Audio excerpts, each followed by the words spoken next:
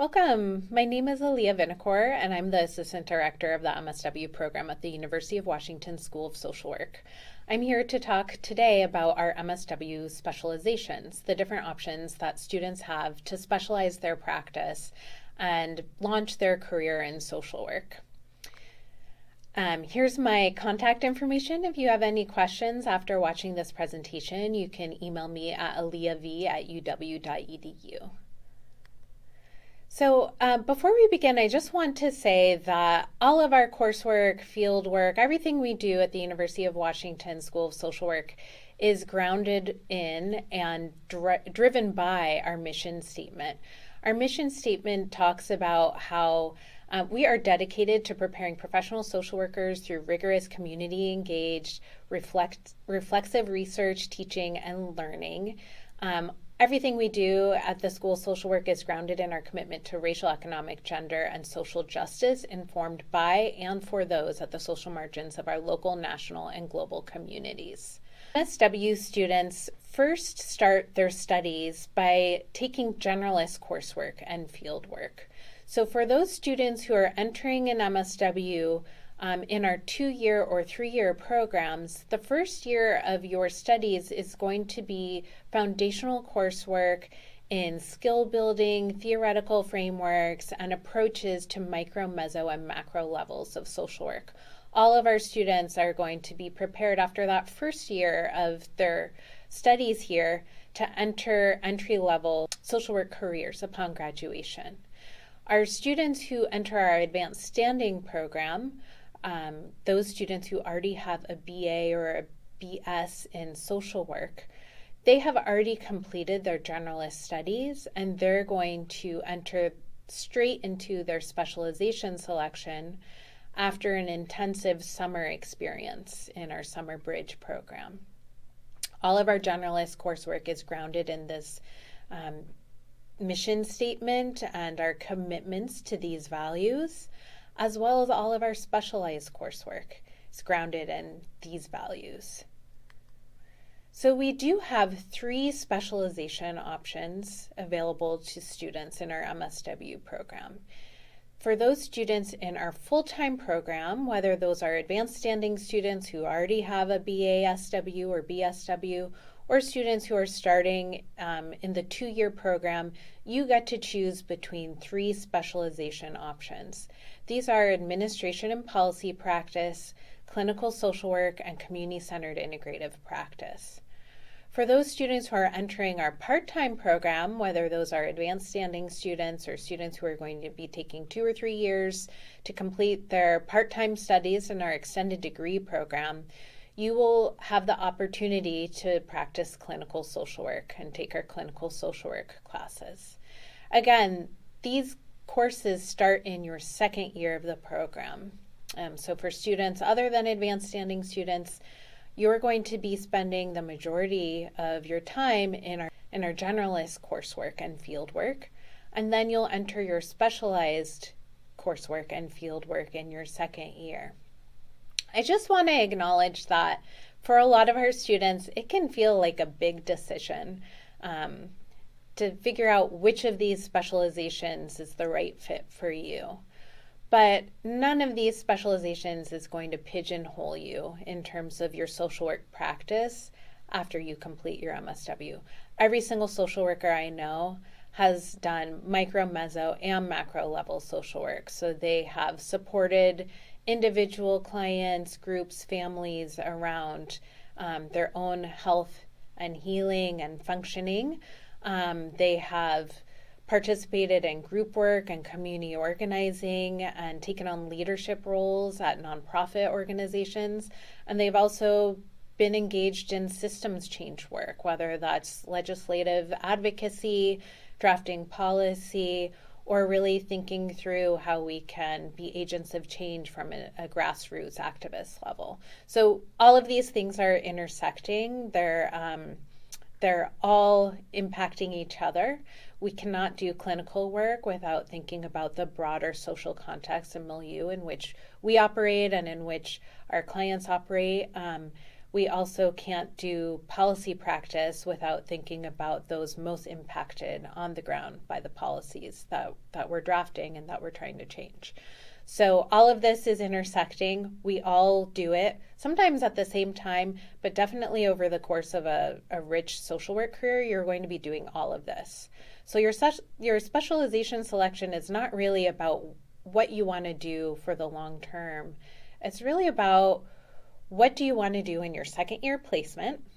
So for your specialized placement, this is completely determined by your specialization choice.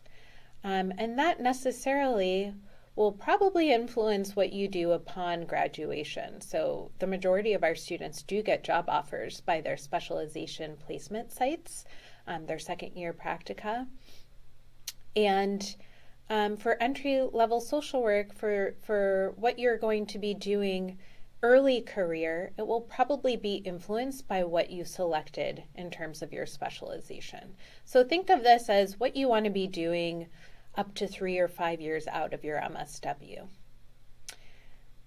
So now I'm going to get into what do these specializations entail, what does it look like, what kind of courses and fieldwork can you look forward to in each of these specializations. All of our specializations are comprised of 2 practice classes, 1 policy class, and 3 to 4 electives. That depends on which specialization you're taking. And then for our clinical social work students, they also participate in an integrative seminar where students participate in case presentations and consultations and really develop clinical skill building with their peers and instructors. Finally, advising. Advising for all of our students happens on multiple levels. Your specialization chairs are going to be your primary academic advisors. They offer pre-professional mentorship, opportunity for community building each quarter. They'll be doing group advising with you and your specialization cohort. There are often workshops and lectures that are hosted by the specializations. Field faculty obviously are people that you're going to be involved with and engage with regularly. They follow you through your placement sites and will be helping you make sure that you find the right specialization practicum and that you're getting the skills you need out of that specialized practicum. You'll be meeting with them pretty regularly and touching in with them every quarter. And then student services also provides advising, logistical advising, thinking about specific questions you have progressing through your degree. And then finally, our integrative seminar instructors, they're really providing clinical mentorship and advising, helping you think through ethical dilemmas, ways to best approach your clinical practice, and also offering some pre-professional mentorship. So for all of our specializations, advising looks pretty similar. You've got lots of folks in your corner here to support you, make sure that you're set up for success to do entry-level practice in your specific area of interest. All right, clinical social work. So clinical social work is really about direct practice with individuals, families, and groups. It aims to provide the theory, knowledge, practice skills, and values needed to critically engage in clinical practice. It's grounded in anti-oppressive practice, systems theory, cultural humility, trauma-informed practice, evidence-based practice, and practice-based evidence, and co-creation of the change and the support that our clients are looking for. We're co-creating goals together. So this process is really driven by our clients, honoring their self-determination, really trying to equip people with the skills, tools, and insights needed to optimize functioning and to help them move through the world and the systems that they engage with every day to the best of their ability. So clinical social work can look like individual, group, and family therapy. We'll talk about the skills you'll develop in your courses in a minute, but we're really talking about assessment and intervention skills needed to help individuals, groups, and families function as best as they can in our very flawed world. School counseling is another major area of clinical social work practice. Hospital social work and discharge planning, intensive case management, hospice and palliative care, child welfare and permanency planning, family reunification and supporting families who are system involved, domestic violence advocacy, so walking alongside survivors and helping them heal from trauma and to pursue safety plans and legal protections for themselves. Substance use treatment is a growing area of clinical social work practice, as well as homeless outreach and support. So these are the major areas in which clinical social workers work in a variety of different settings. The clinical social work required classes are grouped around these four. Clinical social work practice, so students get to choose between practice with adults or practice with children, youth, and families. So all students in the clinical social work track really are trying to match their coursework to fit the kind of work they're doing in their field placement. So if you're working primarily with children, youth, and families, you're going to want to take that practice class, focus on intervention and assessment skills used with children, youth, and families, which can be very different from what are used with adults.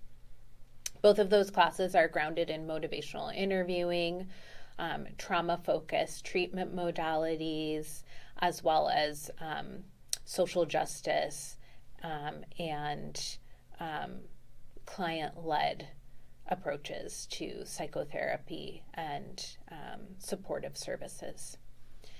The policy class that you're going to take, again, should revolve and connect to the field work that you're doing. So we offer a course that's focused on behavioral health and healthcare systems. We offer a course focused on policies that impact children, youth, and families. And we offer a course on social and healthcare policy in an aging society.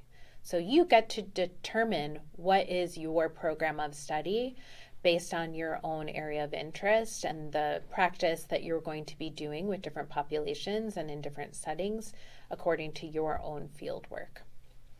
All students take an assessment of mental disorders class, which really problematizes and introduces students to the DSM so that they know how to do assessment and diagnosing with clients, but also understand the history and the way that this manual is not gospel, but really a product of, again, the systems of the dominant systems that we are challenging every day.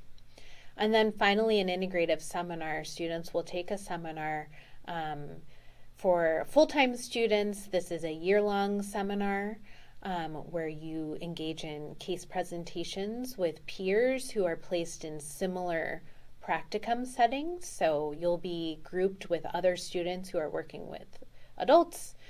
You'll be grouped with other students who are working primarily with children, youth, and families, and then working across the lifespan as well. These seminars really provide you an opportunity to marry theory and practice.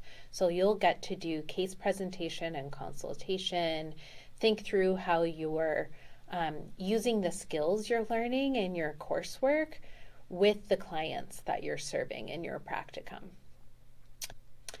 And then finally, all of our students participate in electives of your choosing. We have a huge roster of clinical electives that we offer. For those students who are coming in to the 2 or 3 year programs, you take 3 electives. Our advanced standing students take 2 electives to meet their MSW requirements. You can take those any quarter, and it's completely based on your own area of interest. Here's just a selection of the many, many clinical electives that we offer at the School of Social Work. As clinical social work students, you get priority to these electives. Also, allow for students to take one elective out of the School of Social Work. So one elective out of house. If there's an elective that you see that's interesting to you in the Department of Psychology, for example, or in psychiatry at the med school, or a course on early relationships out of nursing. These are the kinds of classes that students also take outside the School of Social Work to round out and supplement the foundational practice skills they're getting in their core clinical social work practice class. So I'll just hover here for a minute so you can take a look at the variety of clinical electives that we offer.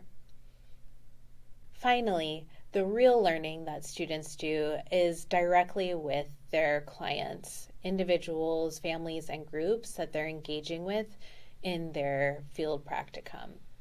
So in your specialized practicum, you're going to be supporting clients using the skills and tools that you've developed in your clinical social work classes. You'll be working in hospitals and community mental health clinics, in child welfare departments, schools, community-based organizations, neighborhood clinics, senior centers, hospice, palliative care, shelters, domestic violence agencies, teen and youth centers, tribal health centers, outpatient treatment centers, inpatient psychiatry or substance use facilities. The number of placements and the breadth of placement sites for clinical social work students is endless. We're constantly adding to our roster of placement sites. And you'll see when you're in the field that the majority of social workers in our region are graduates of our program. So you're going to really be networking in these placement sites, getting professional mentorship, as well as developing your clinical skills and having the opportunity to serve clients in a way that honors their self-determination, healing, and understanding that we're all trying to challenge the systems within which we operate while attending to our own needs. So as I mentioned before, the choice of your specialization should really be determined by what you want to be doing in the field, both in your specialized practicum and when you graduate. So if these are the kinds of settings or the kind of populations that you want to be working with after you graduate, it's really important that you choose clinical social work so that you can get the experience and you can get the opportunity to work with clients doing the kind of work that will set you and your clients up for success later. So that is clinical social work. The majority of our students do pursue this track. As I mentioned before, all of our part-time students are in a clinical social work specialization and in clinical social work placement sites. And then the majority of our full-time students also pursue clinical social work. So there's lots of opportunities to take different kinds of classes, to meet with different faculty members, and to be mentored by different members of our social work community here at the School of Social Work. Okay, I'm going to move on to administration and policy practice. This is a specialization that's only available to our full-time students in the day program, and it focuses on nonprofit leadership and public policy and governance. So it aims to prepare students to do anti-oppressive, ground-up social work on a macro level, whether that's strategic change management, challenging the status quo through legislation and policy practice, really researching and thinking through what is a social problem and what tools can we use to address them, how can we measure change, and how can we create ground up, broad scale change in our society. The different practice areas that our APP students participate in are research, public policy and advocacy, government leadership, nonprofit management, program evaluation and consultation, resource development and fiscal management, grant writing, and participatory community-based evaluation. This is really based on system change work. So creating policies and structures to best support racial, social, economic, and environmental justice for all. The required APP courses are grouped in two ways. We require a course on program management and change leadership in human services of all of our APP students. That's more focused on nonprofit management and leadership. We also require a course on policy processes, institutions, and influences, which is really focused on legislative advocacy and policy implementation. Those two courses are required for all students, and then for all APP students. And then APP students can decide whether to focus their third APP course either on human resource management and human services, so another nonprofit management course, or a deeper dive into concepts and methods of policy analysis. So you can sort of track yourself within APP to focus either on nonprofit management or public policy and governance, or you could take all four of these classes. Many of our APP students do. I just want to say that all of these courses I'm talking about in this video are subject to change. We're constantly trying to adapt our curriculum to meet the changing needs of the field. So while these courses have been in place for a long time, I want you to note that upon enrollment or upon moving into your specialization, some of these courses might change slightly. We have a great number of APP electives that are focused on public policy and nonprofit leadership. I'm going to hover here for a minute so you can just read through the different kinds of APP electives we offer.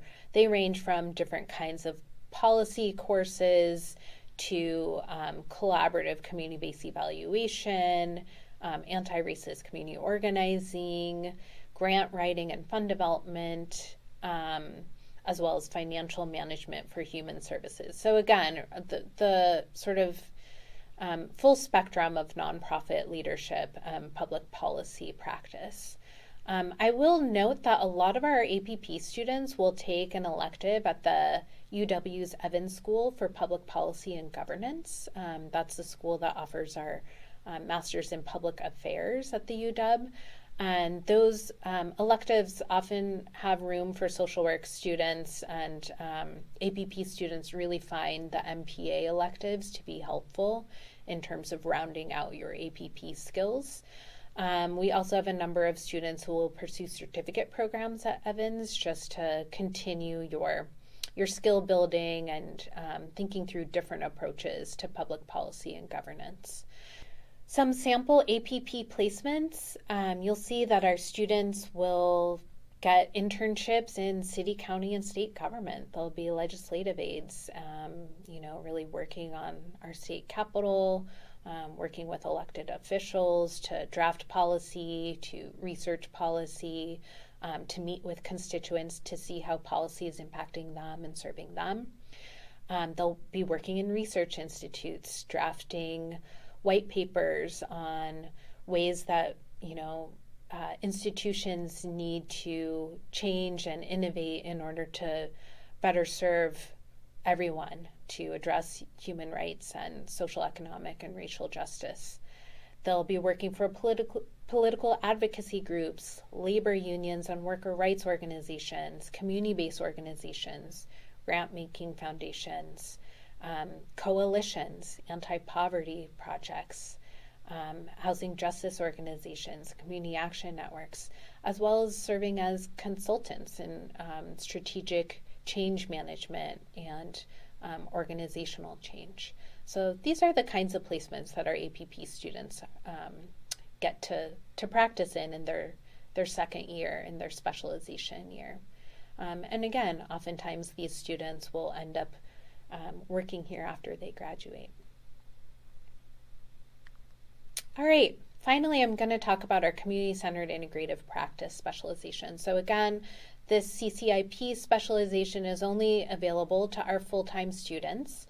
So CCIP is focused on liberatory practices to better communities. It's focused on grassroots, community-level solutions to issues facing the most marginalized folks in our communities. It's grounded in anti-oppressive practice, community empowerment and engagement, especially with immigrants and refugees. It connects the dots between local and global policy making, participatory and community-centered research, intergroup dialogue, which is an approach used especially on a group level to address conflict and to build trust and relationship building, coalition building, and social, economic, and racial justice. The kinds of practice areas where CCIP students participate is, again, all on the community level. So community planning, partnership and research, community programming and group work. So that doesn't mean supportive therapy groups, but more community groups, helping communities come together to identify what needs to change in their own communities and arming them with the skills to make those changes themselves.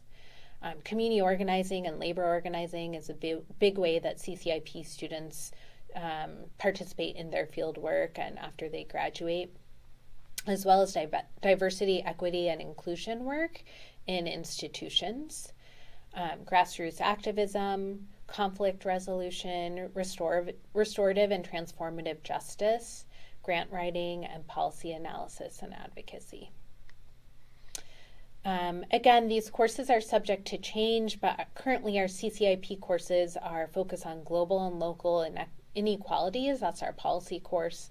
A praxis of intergroup dialogue. That's our practice course. That's focused on group relationship and communication skill building.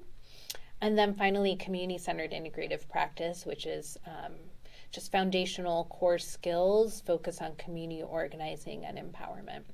And then CCIP students take 4 electives. Some of these electives are listed here. So for all of our specializations, we offer a number of special topics. These are electives that different faculty members are piloting and cover a variety of different issues and practice areas in social work.